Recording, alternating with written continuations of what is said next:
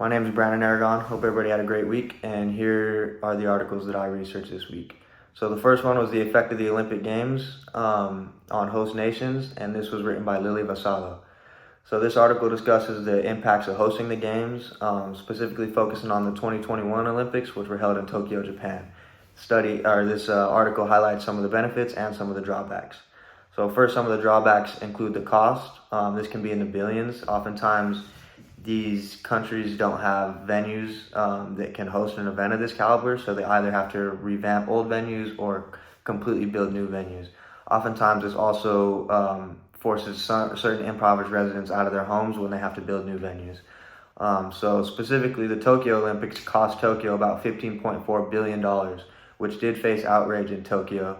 The article compares that $15.4 billion to the same amount of money that could have been spent building 1,200 Japanese elementary schools. It also addresses the impact of the pandemic on the Olympics. This event caused a rise in COVID-19 cases, and this disproportionately affects these impoverished residents as well, as they oftentimes don't have the adequate health care or resources for treatment. On the positive side, hosting the Olympics can lead to increased job opportunities, growth in tourism, hospitality services, higher trade and foreign investments, improvements to infrastructure and transportation systems, as well as increased popularity of sports throughout the nation. My second topic was concussion issues among college athletes, and I found an article on the Concussion Center website for the University of Michigan, and it details the findings of a study done by Adrian Boltz, a PhD student, and he studied the number of concussions across all 23 men and women's sports over a 5-year period. So some key findings from the study include an increase in concussions in women's volleyball, soccer, and ice hockey. It was also observed that male sports primarily saw concussions caused by player-to-player contact, while female sports have more concussions due to contact with equipment, the ground, and other things of that nature. The study suggests a rise in concussions has less to do with the actual increase of the injury and more to do with better detection methods and better education among athletes. Surprisingly, the analysis revealed that women's basketball, soccer, and softball had higher concussion rates than their male counterparts, whereas women's and men's ice hockey had similar concussion rates, even though body checking is not allowed in women's ice hockey and it is in men's. I found that pretty interesting.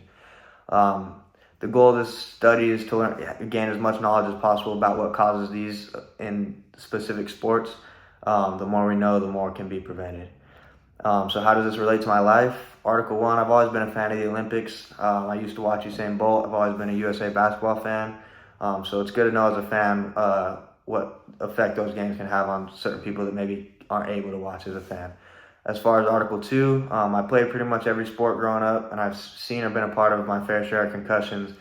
I plan on having kids, and if they choose that they want to play sports, I want them to be as safe as possible when they're playing. So the more knowledge, the better.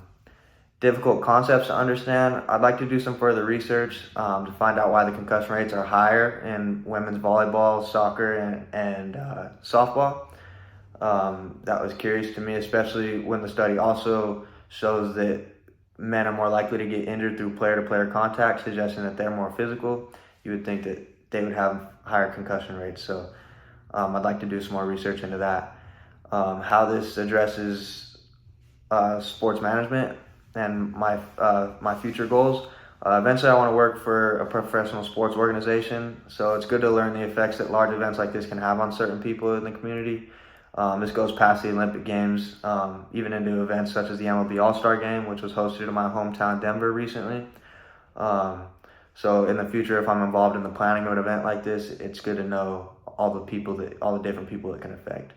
And as far as Article 2, I plan to be a coach eventually. I love sports, I love basketball and baseball, and the more knowledge about preventing concussions and playing the game the right way, I can pass that on to anybody who I end up coaching in the future, and hopefully we can move into less concussions and playing these games safer. What did I learn? I learned a lot about concussions among men and women's sports and about what causes them, as well as how the Olympic Games affects their host cities, negative and positive. I didn't know a lot of these things. Some issues that maybe some people could help me understand better is maybe if anybody has any ideas about why women's concussion rates are higher in certain sports. I'd like to know if anybody might have an explanation for me. So thank you for everybody that listened, and I hope you guys have a great weekend.